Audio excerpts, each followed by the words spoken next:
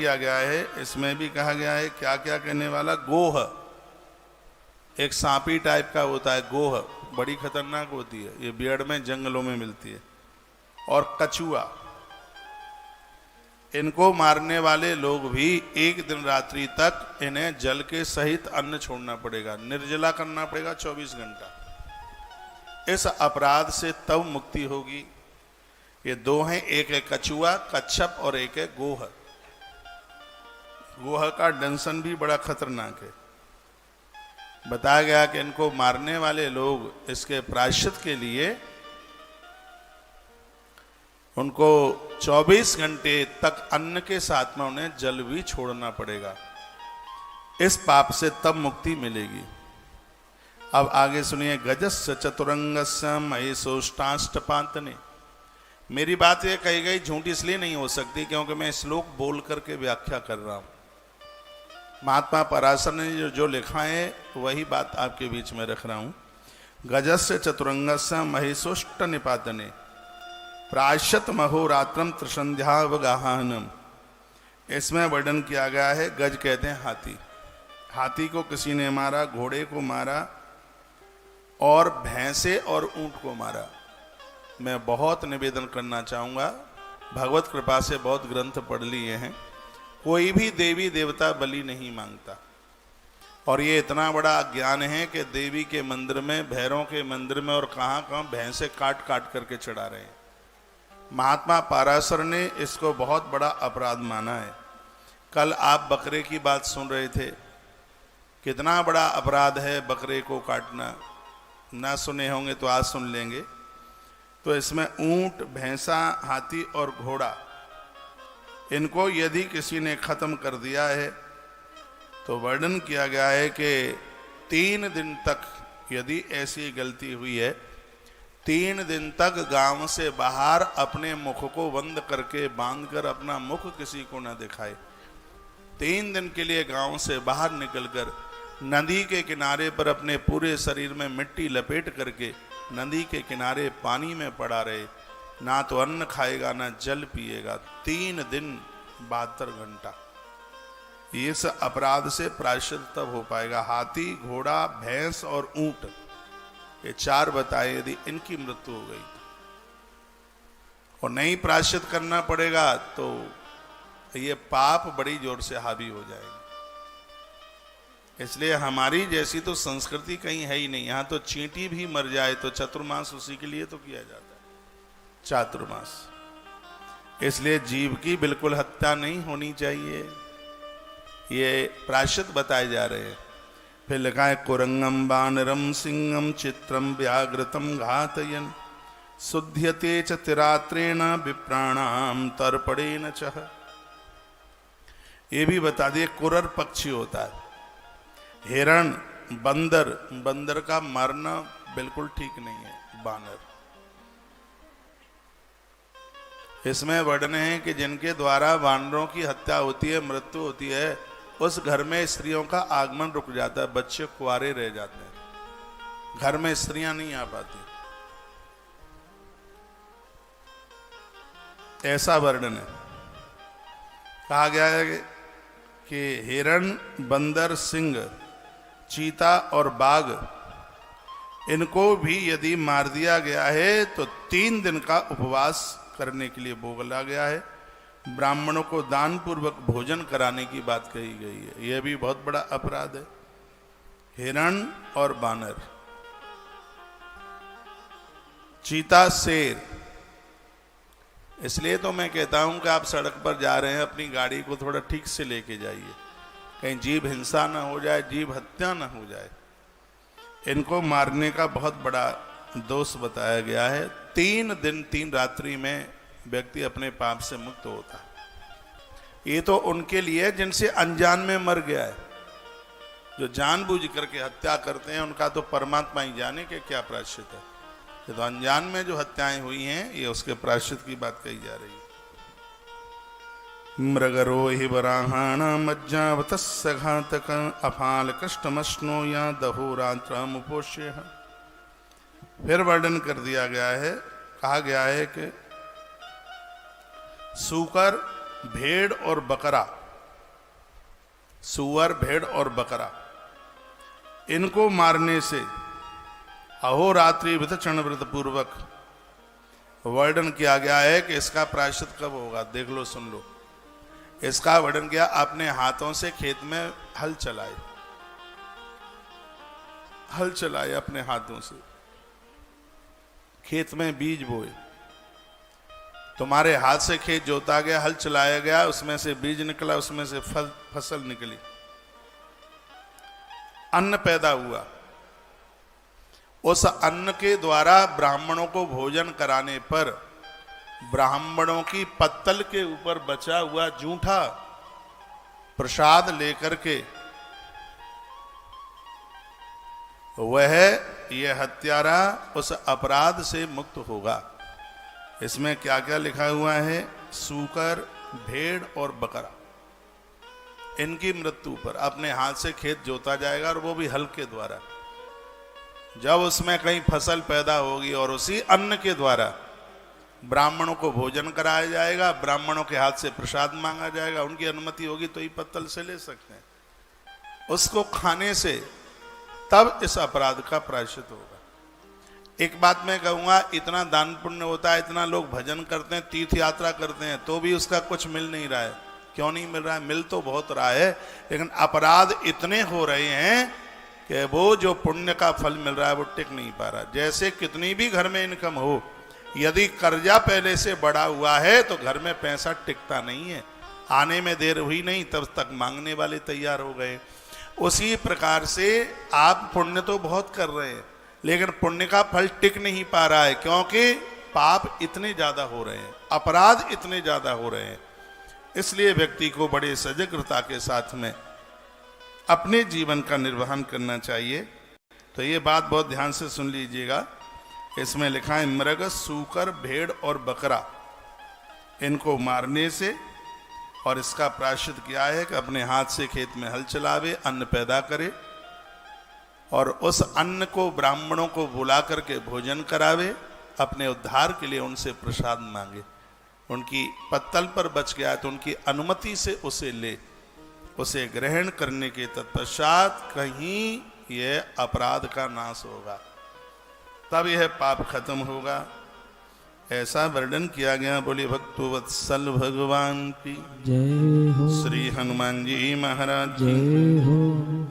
फिर वर्णन किया गया, एव चतुष्पदानंच सर्वेषां वनचारिणाम अहोरात्रि वितष्टेसा। यदि किसी से नील गाय और वृषभ बैल, ये भी सुन लीजिए, यदि किसी से नील गाय और गाय, नील गाय महादेव को अति प्रिय है, गैया नारायण को बहुत प्रिय है, वृषभ महादेव को बहुत ज्यादा प्रिय है, चतुष्पाद ये चार पैर वाले ये जीव हैं। यदि कहीं इनकी मृत्यु हो जाती है तो इनके लिए गोदावरी जाना पड़ेगा, नासिक में, वहां स्नान करना पड़ेगा। गैया का जितना वजन है उतने अन्न का दान करना पड़ेगा, उतना 8 दिन अपने घर से बाहर रहना पड़ेगा, अपने घर के लोगों को अपनी शक्ल नहीं दिखानी है। गोदावरी में पूरी देह पर मिट्टी लगा करके गोदावरी में स्नान करना है। वर्णन किया है, गोदावरी में स्नान करना है, और 1 महीने तक सिर्फ गौ माता के दूध पर ही 1 महीना निकालना है, तब कहीं इस अपराध का नाश होगा। यदि किसी से यह जीव हत्या हो गई है तो यह उसके प्रायश्चित का वर्णन किया गया है, कहा गया है। और यदि वह दुजाती है, सुनिए, यदि गैया की मृत्यु हुई है और वो दुजाती है, उसको गायत्री जपने का अधिकार है, तो हवन कुंड में अग्नि सूक्त के मंत्रों के द्वारा उसको, एक अग्नि सूक्त वेदों में है उसका वर्णन, उसके द्वारा आहुति यज्ञ में डालनी होंगी, और गायत्री मंत्र के द्वारा यज्ञ में आहुति डालनी पड़ेगी, तब कहीं उस जीव को पापों से मुक्ति मिलेगी। इसलिए बहुत सावधान रहने की जरूरत है। मैं आपको डरा नहीं रहा हूं, यह महात्मा पाराशर ने एक जिंदगी जीने के कुछ सूत्रों का वर्णन किया है। इनको हम मान लें तो ठीक है, फिर देखिए पुण्यों का समझ में ही नहीं आता कि पाप कब हो गया। अब वर्णन किया गया है कि जो लोग नर हत्या कर देता है, चौथे वर्ण में जन्म लेने वाला व्यक्ति, और वह कहीं शिल्पी रहा है, वह कहीं कारीगर रहा है, इसको मारना बहुत बड़ा पाप है। शिल्पी पत्थर का काम करने वाला, देव प्रतिमाएं मूर्तियां बनाने वाला, यदि ऐसे व्यक्ति की हत्या हाथों से हो गई है तो ये बहुत बड़ा घोर पाप है। कितना सावधान किया गया। शिल्पी है, मूर्तिकार है, देव प्रतिमाएं बनाता है, मंदिर बनाता है, पाषाण का काम करता है, और ऐसे व्यक्ति की कहीं हत्या हो गई है, उसका यदि वध हो गया है तो वर्णन किया गया है कि इसकी मृत्यु गऊ मौत के बराबर है। यदि इसकी मृत्यु हो गई है तो बताया गया कि एक गाय और एक वृषभ, एक बैल, इस मृत्यु के प्रायश्चित के लिए दान में देना होगा। ये तो तब है जब धोखे से मृत्यु हो गई है, तब जानबूझ के हत्या की है तो उसका तो बहुत बड़ा पाप है। यह तो धोखे से कहीं गाड़ी चला रहा हो और आगे आ गया वो आदमी और वो गाड़ी से कुचल कर खत्म हो गया, या कोई और ऐसा कोई कारण बना हो, तो वर्णन किया गया है कि उसके प्रायश्चित के लिए एक गाय और एक वृषभ बैल दान में दिया जाएगा, तभी इस नर हत्या से उसको छुटकारा मिलेगा, जिसके द्वारा शिल्पी किसी कारीगर की मृत्यु हुई है, जो देव प्रतिमाएं बनाता है, देव मंदिर बनाता है, पाषाण की शिलाओं से भवन निर्माणों को करता है, उसे शिल्पी कहते हैं। तो उसका ये प्रायश्चित बताया।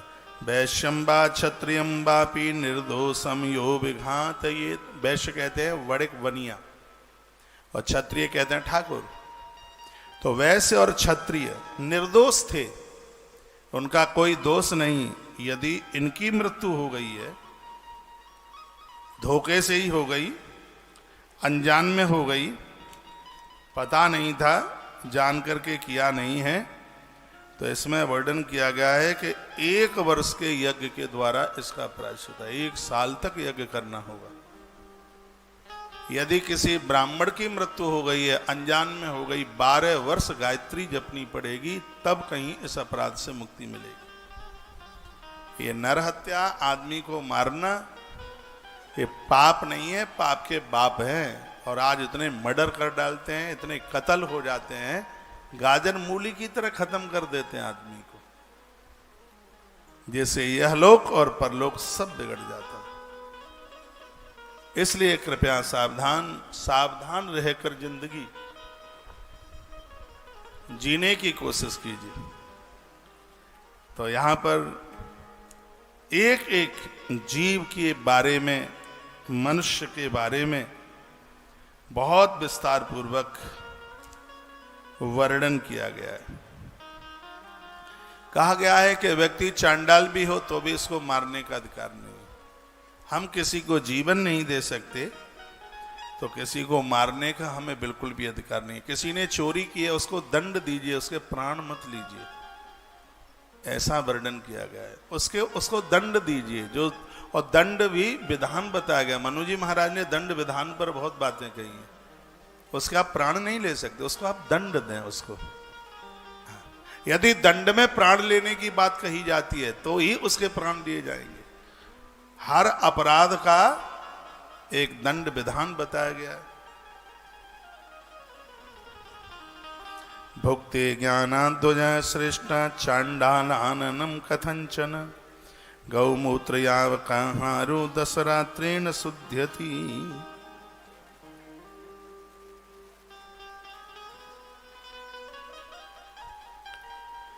वर्णन किया गया है, कहा गया है, अब इसमें वर्णन किया है कि जो ब्राह्मण ऐसे व्यक्ति के यहाँ भोजन कर ले जिसके यहाँ शराब बेची जाती है, जिसके यहाँ मछलियों का विक्रय होता है, जिसके यहाँ मांस का व्यापार है, और ऐसी जगह पर, ये तो सबके ही लिए है, यदि कोई भोजन अन्न खा के आ जाए, इसलिए तो सब जगह का भोजन करना ठीक नहीं है। ऐसे लोगों के यहाँ आप भोजन करके आ जाते हैं जिनके यहाँ शराब का व्यापार है, जिनके यहाँ मांस का व्यापार है।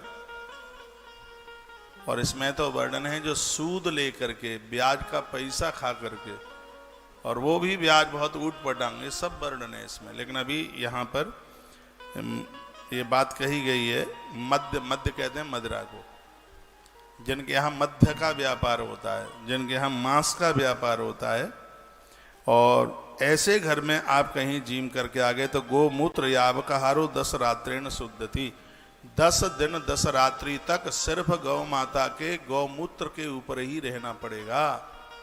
देखो क्या, गौमूत्र यावकहारो 10 रात्रेण शुद्धति, 10 दिन में शुद्धि मिलेगी। गौमूत्र 10 दिन लेना पड़ेगा। भोजन वगैरह तो जो आप लेते हैं वो तो लेते हैं, लेकिन इसमें गौ माता का गौमूत्र 10 दिन लेना पड़ेगा, तब कहीं शुद्धि मिलेगी, तब कहीं उसका प्रायश्चित होगा।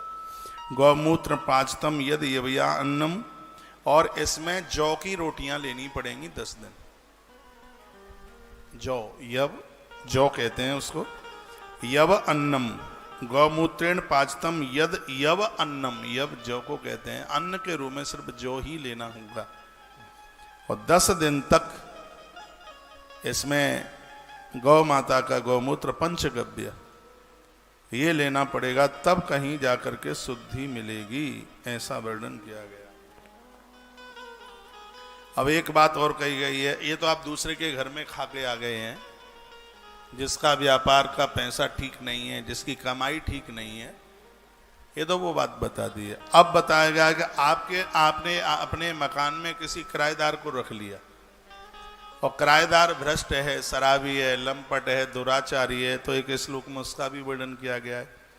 अभिज्ञातस्तु बताया गया है कि जिसके बारे में तुम जानते नहीं थे, और तुमने अपने मकान में उसको रहने को जगह दे दी। वैश्यामणि तिष्ठति, कुछ ऐसे शब्द हैं मैं इसमें नहीं बोल सकता, जिसके द्वारा वैश्यागिरी होती है, चरित्र का हनन होता है।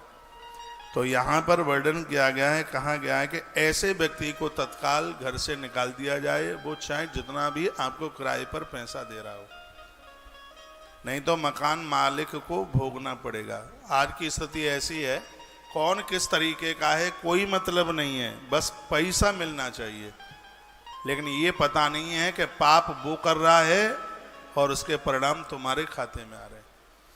एक बार के लिए किराया भले ही कम मिल जाए, यदि कोई सदाचारी व्यक्ति तुम्हारे मकान में आया, हवन यज्ञ करता है, गीता पाठ करता है, जप करता है, तो उसका एक भाग का एक पुण्य है, वो आपके खाते में चल के आ रहा है। ऐसे लोगों को रखिए अपने। कभी ये धर्म यात्रा में भी प्रश्न किया था, यदि घर में कोई शराबी आ जाए तो मकान मालिक को उसका पाप लगेगा, पाप भी लगेगा, और कोई धर्मात्मा आ जाए वो सदकर्म करेगा तो उसका पुण्य भी मिलेगा उसका, दोनों चीजें। इसलिए इसमें बहुत सजगता होनी चाहिए। घर में ऐसे लोगों को न रहने दें जिनका चरित्र ठीक नहीं है, जिनका विचार ठीक नहीं है, ऐसे लोगों को तत्काल घर से बाहर निकाल दिया जाए। और इसमें उसकी शुद्धि के लिए भी वर्णन किया गया है। उसकी शुद्धि के लिए वर्णन किया गया है कि गंगा जल में गैया का गोबर मिलाएं। वर्णन है इसमें, गंगा जल में गौ माता का गोबर मिलाएं, उसके छींटे डालें और उसके तत्पश्चात फिर धुलाई करें उस जगह की, तब वह स्थान पवित्र होगा, तब उस स्थान को शुद्धि मिलेगी, ऐसा वर्णन किया गया है। वर्णन है अग्नि पुरुष सूक्त के द्वारा हवन में आहुति, यज्ञ में आहुति डलवा करके और उस स्थान को पवित्र किया जावे, क्योंकि इन सब चीजों का बहुत असर होता है, बहुत ही ज्यादा। इस तरह घर को शुद्ध करके स्वयं ब्राह्मण को बुला करके वहां पर अनुष्ठान कराना चाहिए। गजेंद्र मोक्ष का पाठ करा दे, उसके बाद ब्राह्मण को भोजन करा करके और बन जाए तो अब ये तो ज़्यादा खर्चा बढ़ जाएगा। इसमें तो लिखा है एक वृषभ के साथ उसको कुछ अन्न का दान कर दिया जावे, ऐसा वर्णन किया गया। भूमि की शुद्धि गैया के गोबर से लिपाई या खुदाई के द्वारा या हवन करने से या जप करने से, और तब वह स्थान शुद्ध हो जाता। एक और बड़ी इसमें अच्छी बात कही है और वो आप पहली बार सुन लेंगे, वो ये है, मकान बनाते हैं तो कभी कच्ची ईंट से न बनाए। कच्ची ईंट से नहीं, क्योंकि घर में सोवड़ होती है तो घर अपवित्र होता है। घर में किसी की मृत्यु होती है तो वो घर अपवित्र होता है। घर में कोई जीव जानवर, बिल्ली मर गई, कुतरा मर गया तो घर अपवित्र होता है। भगवान व्यास के सहित उन ऋषियों ने पूछा तो उस घर को शुद्धि कैसे मिलेगी? तो कह दिया अग्नि में तपी हुई ईंट बहुत शुद्ध होती है। आग में वो तप गई है इसलिए वो शुद्ध होती है। यदि ईंट कच्ची है तो उसकी शुद्धि के लिए गैया के गोबर से उसकी लिपाई करनी पड़ेगी। आप गांव के लोग बैठे हों तो आपको पता होगा कि पहले जब मकान कच्चे होते थे तो दीवालों को गोबर से लीपा जाता था। दीवालें गिर जाए इसलिए नहीं, इसलिए क्योंकि उस घर में सोवड़ हुई है, उस घर में जन्ना सोच और मरना सोच हुआ है। और वो गैया के गोबर से, गैया उतनी नहीं होती थी तो लोग महिषी भैंस के गोबर से भी लिपाई करते थे। उसमें लाल मिट्टी डालकर, इस गरीब बातें वर्णित हैं इसमें, गेरू इसमें वर्णन है। उसके द्वारा दीवालों की पुताई होती थी।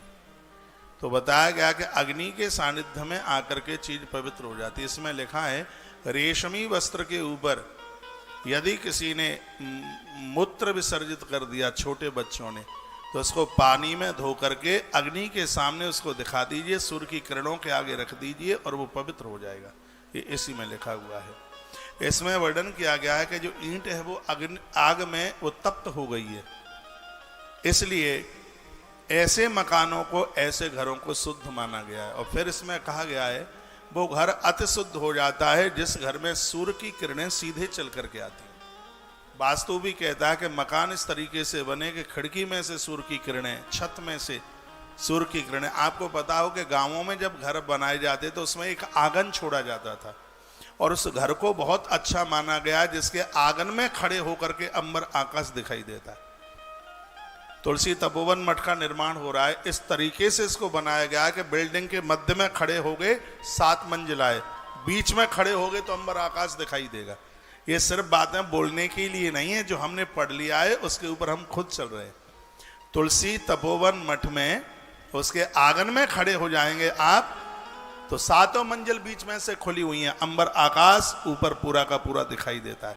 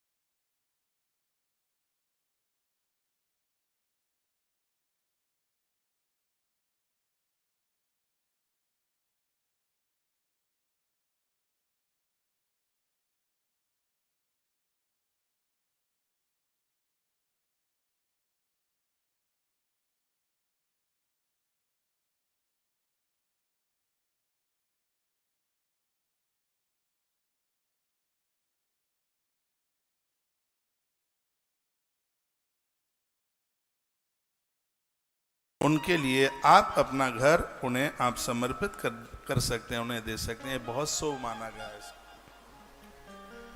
अच्छे लोगों को, पूजा पाठ कर्म करने वाले लोगों को देते हैं, वो तो बढ़िया है ही, लेकिन कोई गर्भिणी नारी है, कुछ समय के बाद बच्चे को जन्म देने वाली है, जिस घर में बच्चे का जन्म होता है उस घर को माना गया है कि उस घर की बरकत होती है उसको। तो कोई ऐसा पुरुष आपसे मकान किराए पर मांगने को आता है, बस वो मद्यपान ये ऊट पटांग करने वाला ना हो, उसके पास उसकी गर्भिणी नारी है, उसकी पत्नी है, कुछ समय के बाद उसको बच्चे को जन्म देना है, तो ये तो मेरी व्यासपीठ की ये बातें जिंदगी भर आप भूल नहीं पाएंगे। और इसमें बहुत बातें ऐसी हैं जो आप पहली बार ही सुन पा रहे होंगे। हाँ, गर्भिणी नारी है, उसके लिए आप अपना घर दे सकते हैं। जहाँ छोटे छोटे बच्चों का पालन हो रहा है उनके लिए आप अपना घर दे सकते हैं। और तथा रोगी, कोई रुग्ण है, उपचार के लिए उसके प्राण बच जाएं, उसका जीवन बच जाए, कोई आपका मकान कोई अस्पताल बनाने के लिए मांगे, वृद्धाश्रम के लिए मांगे, अनाथ बच्चों के पालन के लिए मांगे, रोगियों की दवाई के लिए मांगे, तत्काल दे देना। आपकी बरकत को दुनिया में कोई रोक नहीं पाएगा। उसको बहुत शुभ माना गया, उसको बहुत बढ़िया माना गया, उसको बहुत अच्छा माना गया है उसको। तो इसके लिए ये आप अपना घर आप दे सकते हैं।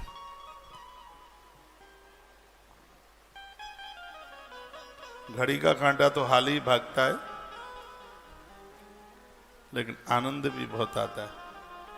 बीच बीच में आपके मैसेज भी पढ़ लेता हूं।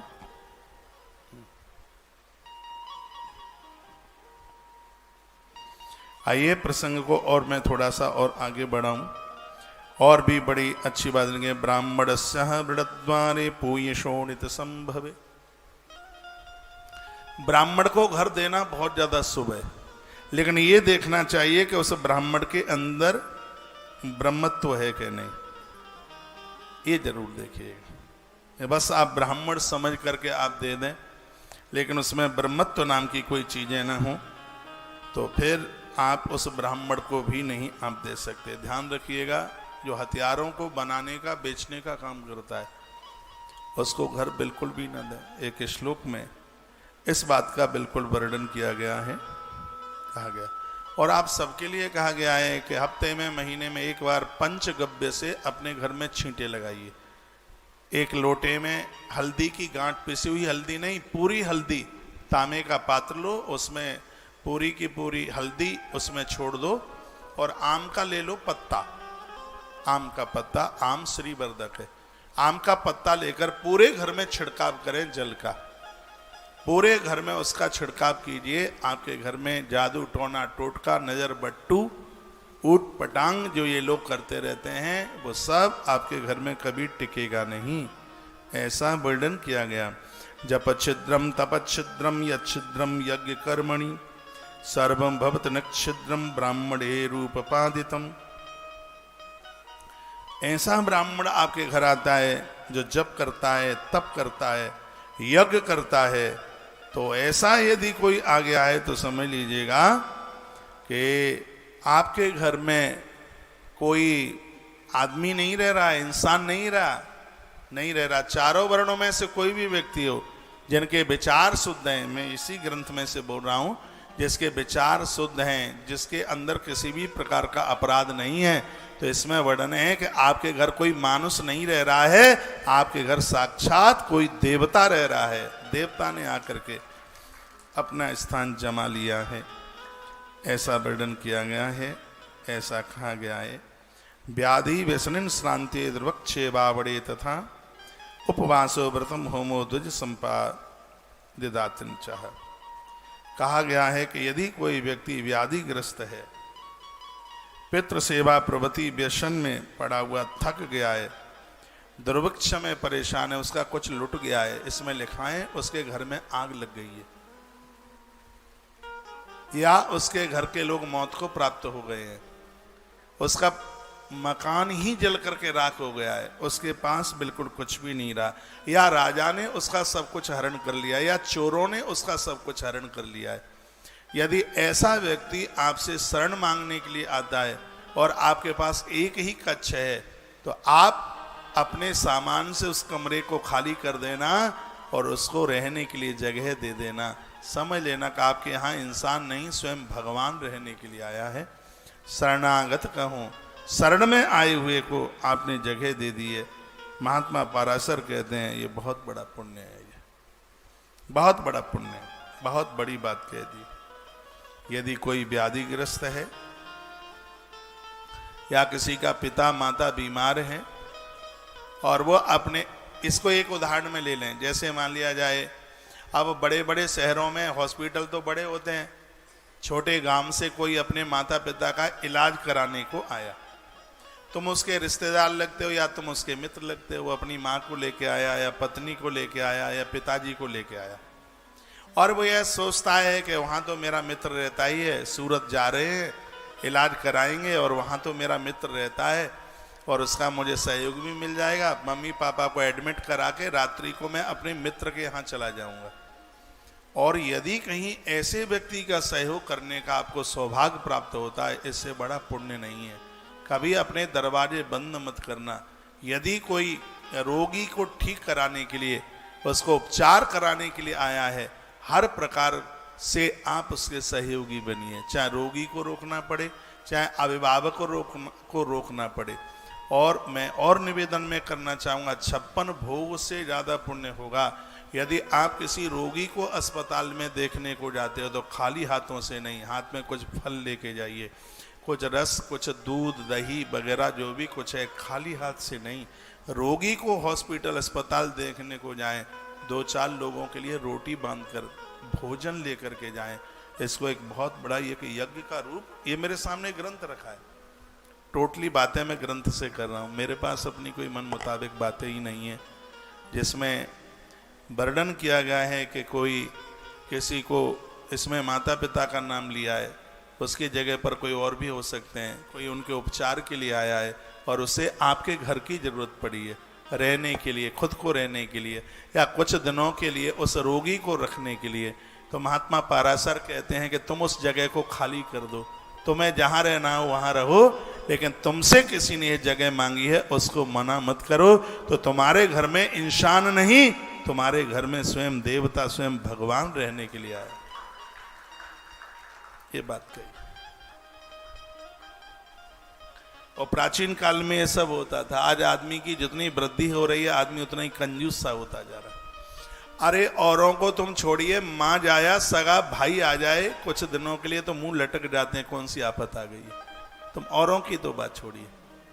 और घर में कमरों की कमी नहीं है, लेकिन दिल की कमी है। इसलिए तो मैं कहता हूं, जिनके दिल में जगह होती है उन्हीं के घर में जगह होती है, जिनके मन में दिल में जगह नहीं है उनके घरों में भी जगह नहीं। कोई झाड़ने वाला नहीं है घरों को, मंजिलें पड़ी हैं, कोई झाड़ने वाला तक नहीं है, लेकिन कोई यदि आ जाए तो इनके मुंह तमूड़े लटक जाते हैं, इनका ब्लड प्रेशर बढ़ जाता है, ये परेशान हो जाते हैं। और मैं निवेदन करना चाहूँगा, जमीन बांझ नहीं रहनी चाहिए, आप कितने भी करोड़पति हो। घर भी खाली नहीं रहना चाहिए, आप कितने भी अमीर लोग हैं। किरायादार नहीं मिलता है तो उसको सेवा में उसको दे दीजिए, साफ सफाई होती रहेगी। क्योंकि घरों में कूड़ा जम जाए, जाल लग जाए तो इससे घर की बरकतें रुक जाती हैं, बीमारियां फैल जाती हैं। लोगों के पास घर तो 4-4 होते हैं लेकिन उसमें रहने वाले नहीं होते। घरों में रोज दिया ऐसे जलना चाहिए जैसे देव मंदिरों में दिया जलता है। ये तो तब होगा जब आप घर किसी को रहने के लिए देंगे तब।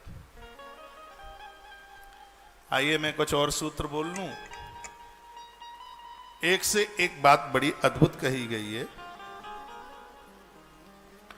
दुर्बलेनुग्रहे प्रोक्त तथा वै बाल वृद्धयो तथोन्यता भवेदोष तस्मान अनुग्रह स्मृतः। वर्णन किया है कि ब्राह्मणों के द्वारा पुण्य कर्म कराने से मनुष्य की अभिलाषाएं सिद्ध हो जाती हैं। इस श्लोक में कहा जा रहा है कि ब्राह्मणों के द्वारा पुण्य कर्म, पूजा पाठ, घर में आप बुलाते हैं, सत्यनारायण भगवान की कथा, ये लिखने लायक पॉइंट है। दुर्गा पाठ, हवन, यज्ञ जो भी कुछ है तो बताया गया है कि दुर्बल मनुष्य, बालक और वृद्धों पर अनुग्रह है। जैसे आप ब्राह्मण के प्रति पूज्यता का भाव रखते हैं, उसके आगमन पर घर के सगरे दोष समाप्त हो जाते हैं। ये यहाँ एक एग्जाम्पल दिया जा रहा है विद्वान ब्राह्मण से। कहा जाता है कि एक विद्वान ब्राह्मण घर में चल के आता है तो उसके द्वारा हवन करने पर, उसके द्वारा मंत्र बोलने पर घर के दोष समाप्त हो जाते हैं। उसी प्रकार से दुर्बल मनुष्य, कमजोर मनुष्य, उसके ऊपर आप रहम करते हैं, बच्चों के ऊपर स्नेह करते हैं और वृद्धों के प्रति सेवा का भाव बना करके रखते हैं, तो आपका घर उतना ही पवित्र हो जाता है जितना घर ब्राह्मण के मंत्र बोलने से पवित्र होता है। ये बात महात्मा पाराशर ने कही। ये मैं एक बार फिर बोल रहा हूं, हो सकता है कि बात कमजोर समझ में आई है। दुर्बलो अनुग्रह प्रोक्ता तथा वै बाल वृद्धयो ततोन्यथा भवित दोषा तस्मा नानुग्रह स्मरता। अथवा ब्राह्मण संतुष्टा, ब्राह्मण को आपने भोजन कराया, उसने मंत्र पढ़े, उसने यज्ञ कराया, ब्राह्मण के द्वारा सत्कर्म करने पर मनोरथ हाल ही पूरे हो जाते हैं, उसके आशीर्वाद में ताकत है। तो यहाँ वर्णन किया जा रहा है कि जैसे ब्राह्मण के यज्ञ करने पर, मंत्र बोलने पर घर पवित्र हो जाता है, उसी प्रकार से तुम्हारे घर में कोई दुर्बल है मनुष्य, भाई भी हो सकता है, भतीजा भी हो सकता है, कमजोर है, और आपके पास 2 पैसे हैं, आपने उसका सहयोग कर दिया, आपने उसकी सहायता कर दी, या घर में कोई बीमारी से ग्रसित है, उसको आप अस्पताल ले गए, उसका आपने उपचार करा दिया है और वर्णन किया गया है। और बच्चों के ऊपर स्नेह करने से और घर में वृद्धों का आदर करने से, उनका अनुग्रह करने से, बच्चों को मारा पीटा मत किया करो, बच्चों को लाड किया करो। जब भी आप बाहर बाजार से आते हैं, बच्चों के लिए जरूर कुछ न कुछ खाने के लिए लेके आइए, इससे घर में बरकत होती है, इससे घर की संपदा बढ़ती है, कमी नहीं आती। बिल्कुल ग्रंथ बोल रहा है, जिस घर में बच्चों पर स्नेह किया जाता है, जिस घर में वृद्धों की सेवा की जाती है, घर में कोई कमजोर है उसका सहयोग किया जाता है, तो ब्राह्मण के मंत्र बोलने से, यज्ञ करने से जो घर में पवित्रता आती है, वही पवित्रता घर में बूढ़ों की सेवा करने से, बच्चों पर दुलार करने से और कमजोर का सहयोग करने से घर उतना ही पवित्र हो जाता है। मान लिया जाए आपका एक भाई अमीर है और एक गरीब है, उसकी बेटी की शादी है, इसको कहते हैं दुर्बल मनुष्य। दुर्बलता का मतलब ये नहीं है कि 80 किलो का वजन 40 किलो रह गया, वो जो आर्थिक स्थिति से जो कमजोर है, तो ईश्वर ने 2 पैसा आपको दिया है, उसकी बिटिया की शादी है और आप उसके कहीं भी सहयोगी बन गए, तो जिस घर में आप रह रहे हैं वो घर इतना पवित्र हो जाएगा जितना पवित्र यज्ञ करने से, ब्राह्मण से मंत्र बुलवाने से घर जितना पवित्र होता है, किसी का सहयोग करने से आपका घर उतना ही पवित्र हो जाता है। घर में वृद्धों की सेवा करने से घर उतना ही पवित्र हो जाता है जितना कि घर में ब्राह्मण से पूजा कराने पर घर जितना शुद्ध हो जाता है।